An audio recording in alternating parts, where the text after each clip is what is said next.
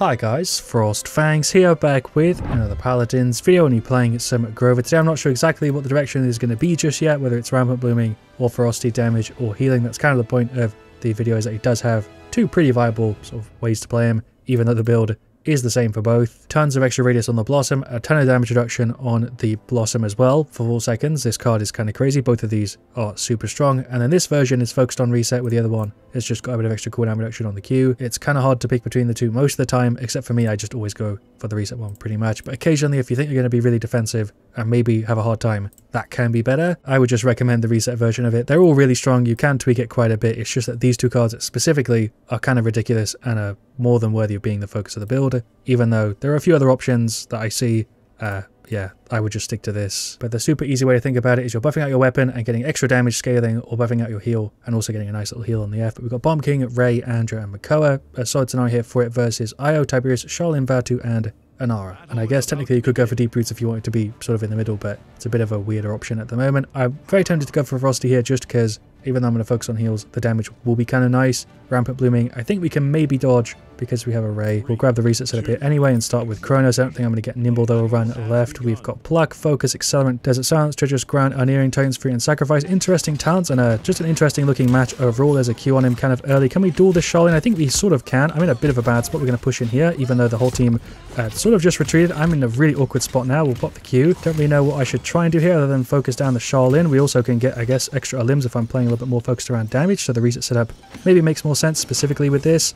The damage on this is actually pretty good, and people often underestimate how annoying Frosty is. Definitely, you know, hitting for 650, 700 a time is going to add up over the course of a match, because I don't think, you know, he hits particularly harder normally, but with Frosty, it really does change how you're going to approach, I think, Grover. He's just kind of jumping around here. There's a cripple combo. We also got a pretty big Q, and that's the objective captured. BK is kind of playing the point because playing as like an off sort of here. We'll Q. Pop the ult there to try and help out the BK. He still died. Did actually detonate the ult there though. I'm going to just F away. Didn't get the range on it. That's an Inara ult. Still got standard by. That's kind of gross.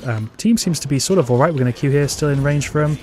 Watching the left side kind of. I would say my kit usage so far has been pretty jank overall. I can't really hit the Vatu as much as I would like to. I could go for the ult, but I don't think we need to use it. I'm also not going to try and use the entire meter. Totally didn't just pop the ult for nothing because Vatu ulted and missed. Okay, more hits here on the Inara. We can just sort of chuck away at her here, get the reset, get some damage as if we were actually a damage here. 700. Look how hard we hit. It's like half a health nearly. Vatu kind of going in. I'm not really playing particularly defensively. The reset though has really helped us just duel in general because we get our heal off way more often. I'm sort of, you know, trading with the Charlene and the Tiberius. They're playing really far back. I've not really been pushed other than for the Vatu who we can sort of deal with. So ends up kind of working out. Help out the Ray a bit. I do have the ult here. I don't really want to hit the person who's super close, but still for 500. That's pretty good. There's a Q. Charlene on the top. Go for the ult. Heal him up. He went for his ult. Okay, that kind of sucked. We'll keep Ray alive here though. That really wasn't the right way to use that. There's a Q for the Andro. He is gone. Don't think we're going to make this push work. I went super far back with the F, way more than I wanted to. Hits on the Tiberius. There's a Q. Hello Vatu. Just going to keep spamming the whole kit. Inara's playing really weird. Everybody in this one is playing really weird is the best way I can put it. Defense failed. Yeah, 1-1. This is a very, very weird match. We're going to just finish off Kronos. That seems weird, but I think that makes the most sense just for the F and the Q. And also the right click does kind of counter a few of them. Going to try and play a bit more with the team and a bit more like a damage, and hopefully that'll work out. It's really hard for me to make this translate into an actual video because it's been a very odd game. I nearly died there just straight away. I don't know where that Charlene is. I got hit by Summon. Inara's just there. I guess the Inara's not here. I don't know why it's taking me this long to notice. I think she's actually been DC'd for more than a little minute. Don't know exactly when, but she was playing weird for a little minute. I wasn't sure if she was just always like that, but it's very clear from that last play that she is not here and they're a man down, which maybe explains why we've had a bit of an easier time. The Charlene's over there on Summon. There's a hit. There's a Q. I do have the ult, but I think I'm dead. I guess we pop it here anyway to make sure everybody's up and full. Hello, Charlene. Like I said, I don't think it's going to come across in the video, but this has been a very odd game. I'm going to Q here just for the self-heal. I don't know where that Vatu went. Okay. There we go, he's gone. Big hits on the Tiberius. There's a Q. He already detonated, so I thought it was kind of safe. He's still out. Team has been playing very well here, though, as well. It's not just that they're a man down. We've also just been, you know, actually working as a team. Although it would have been very different if they had an Inara, for sure. 45 always makes a big difference. They would be putting up a much better fight, I think, if they weren't that man down. It's a bit of a weird game, though, in general, though. Like I said, that wasn't a proper sentence. We killed the Charlene. There's a big Q. Grover has been doing very well here, though, which is also another point I wanted to make. I see a Tiberius over there. Can I hit him from this angle? No, but he can hit me because my axes, I guess, are just a little bit too wide to fit through. Like I said, the cooldown is so low that I feel like I should just be constantly spamming the Q, even though, you know, the team's full just because of the residual heals. We really can duel the Charlene. That's the one thing that I've noticed if I'm playing a character like that versus a Grover and I have this setup.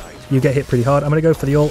It's a little bit slow with that. I got kind of stuck on the wall and we still got the push failed. 2-2. They're actually defending this here, a man down. I got to give them props. At least it makes her a bit of a better game, I suppose, but yeah, we should have won this already, I think. We just played a little bit better, more together. Anyway, in we go. Round 3. We've all got ults except for me because I popped it. Charlene's back there. I think we can duel him, especially if I'm actually playing angles like that. I'm going to Q here. Vatu's here. There's a combo. Q again. Like I said, Kronos here has been kind of clutch. We've been spamming the entire kit so much in this one, even though, you know, my Fs have been kind of really bad. My weapon shot's been alright and my Q's been fine. She's just walking in the straight line. There's the 3-2. Pretty good showcase, I think, for Frosty in this one. And also just this setup in general. I think this has been a really good match for Grover. That's a Vatu ult. Okay, he's gone. There's a Q for the Ray as well. Make sure she's in it. He missed the hook. That's sort of fine, though. Do feel like I should be focusing on IO a little bit more. I'm stuck on the Inara wall. I actually didn't even realize that was there. There's a hit on the Vatu. Don't know who I should be going after, but I'm just genuinely trying to hit anybody I can. There's a Q. The reset setup has been a massive hit because we've had so many limbs. Hello, Tiberius. Let's just stop him from doing that. There's a Q. IO's gone, and there is the victory. Like I said, the match ended a little while ago, but stats-wise, should be a pretty good showcase from. And overall, I feel like even if they were a 5v5, that match would have been great for Grover. 80k is highest damage that game other than their Tiberius, and we also healed for 92k. Me and Ray both had more damage than the Andro and Bigo, who could have been doing better. Makoa was really solid there, though. It's kind of a shame it was a 45. Still a really good game regardless. We'll re-queue. Alright, so for game 2, we've got a Siege, Ascension, Peak. Io, who was in the last game. Talus, who I played with also recently. Ashe and Omen versus Lilith. Makoa, Ashe, Grover, and Charlene. So another good scenario here for the damage thing. I think if they have 2 tanks by default, you should probably go for the damage thing if you've got another healer. But hopefully that last game already got across the point that I wanted to get across in this, which is if you're spamming your kit with this build specifically and the reset and everything, it feels like you permanently have that 24% damage reduction after the Q, which if you've gone against Grover before, you know how annoying that is. And also being able to sort of trade quite easily in that last one with Charlene and the Tiberius. But Sacrifice, I think Personal, Binary, Recurve, Battering Ram Rampant, Pluck, Murderous Intent, and Slugshot. See if we can get some cheeky hits. See what I mean? Like, we can trade the Charlene because we're hitting for like the same amount. I don't know where the team is here. There's a Q, which I'm going to try and pop as much as possible and keep throwing away these 600s. Yeah, I'm just going to try and keep throwing away the kit. It's really the whole point of this, and getting those Qs out and dueling anybody we can duel. But also the damage helps you gen your ult even faster, which is a really big part of Grover. Sort of like your third healing ability if you've got the heal setup, or your second one if you don't. There's a Q. Hook, that's kind of disgusting that even hit me.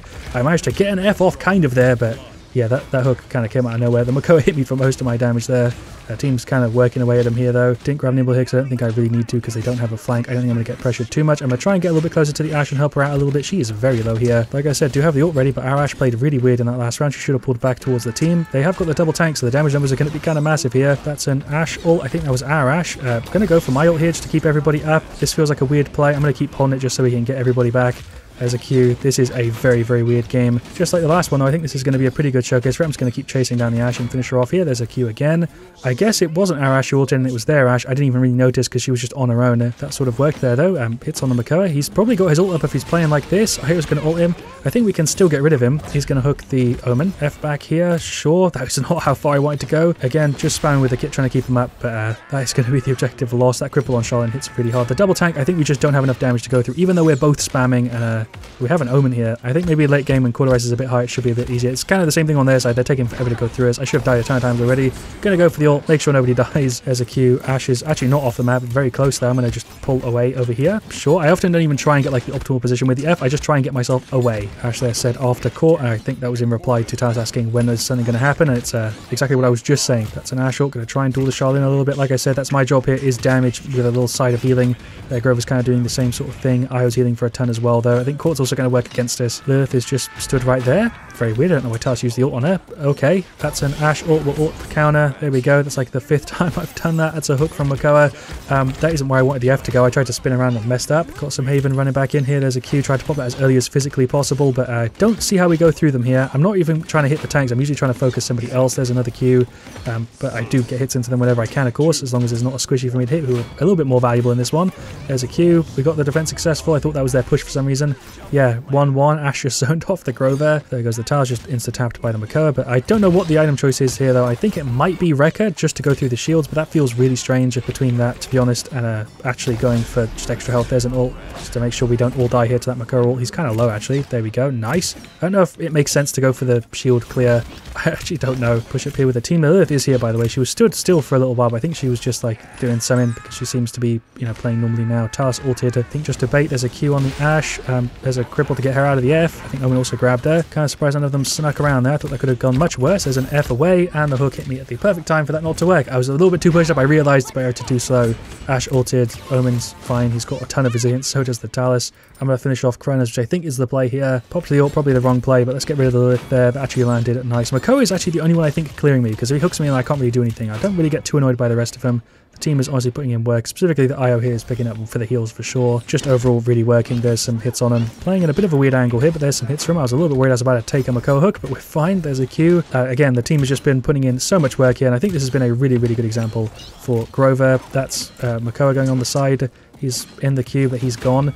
There we go. There goes the Charlene 2. My hits have been on point so far in this one. We got 3-1. We'll get more morale boost, which is definitely the play. The ultimate here is really strong just to counter stuff. Omen there asking, do we need Rekka? Ash replying with no, so I suppose I don't get Rekka and I get Veteran instead. It's funny that he had the same question. I was going for it, which is interesting. I think Resilience might actually be the play though. I don't know why I didn't even consider that before, but yeah, Resilience is I think the option if I actually was going to play this super seriously. Don't really know what we're doing here, but there goes the Charlene. There's a Q. Talus is ulting somebody who's back there. I didn't even know there was somebody, but I guess it's Makoa. Ash going for the ult. I actually landed the cripple, but that doesn't stop her from slamming. For some reason I thought it did. IO luckily there to sort of save that play. We'll throw some axes down there, trade with the Grover a little bit. Again, I feel like I say this all the time in support videos, but your job is also to sort of absorb damage for people if they're kind of low, and I feel like I was doing that in that one, especially if you've got your damage reduction up with Grover. It works really well. That was a 4-1, but an absolutely fantastic match there. We had top damage again, which I'm super happy about, really showing that off, but also 70k healing, which is not that much under the IO, who's doing really well there for sure. Tas put in work, Omen put in work, so did the Ash. A really, really good team.